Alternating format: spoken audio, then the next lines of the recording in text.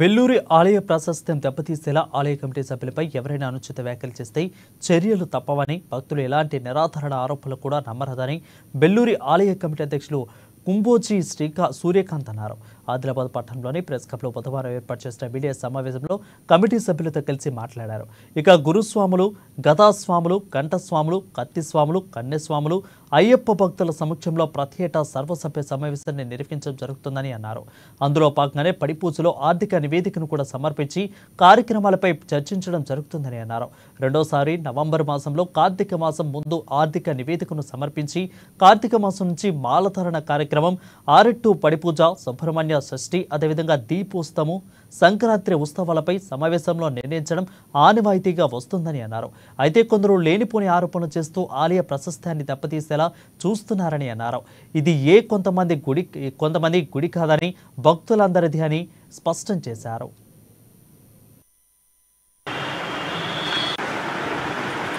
మన బెల్లూరి అయ్యప్ప స్వామి ఆలయంలో అభినవ శబరిమలై అయ్యప్ప ఆలయంగా వెలుగుతున్నటువంటి మన బెల్లూరి అయ్యప్ప స్వామి ఆలయంలో ప్రతి సంవత్సరం 2 సార్లు సర్వసభ్య సమావేశం నిర్వహించుకుంటాం.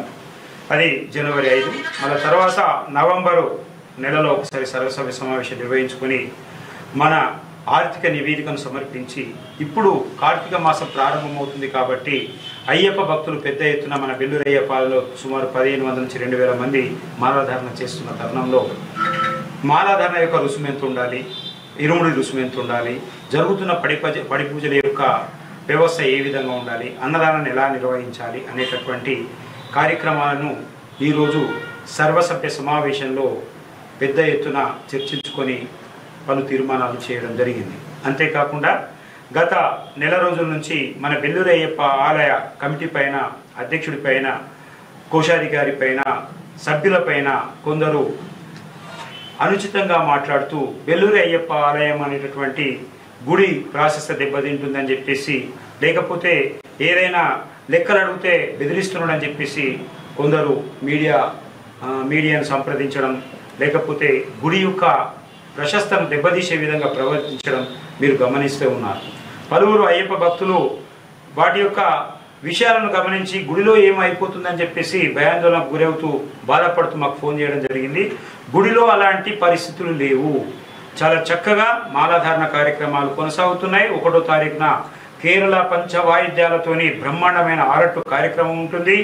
అదేవిధంగా నిత్యదాన కార్యక్రమం 1వ తారీఖు నుంచి ప్రారంభమవుతుందని చెప్పేసి ఈరోజు మేము అందరం కమిటీ తీర్మానం ప్రకారం తెలియజేయడం జరుగుతూ ఉంది.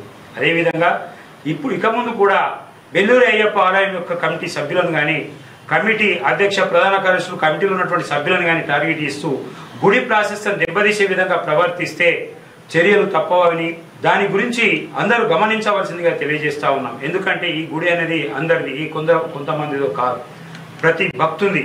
ఇన్ని రోజులు మేము గత 3 సంవత్సరాలుగా ప్రతి అయ్యప్ప భక్తుని అయ్యప్ప స్వరూపునిగా భావించి సేవ చేస్తూ మీ యొక్క మన్ననలు పొందిన విషయం తెలిసిందే.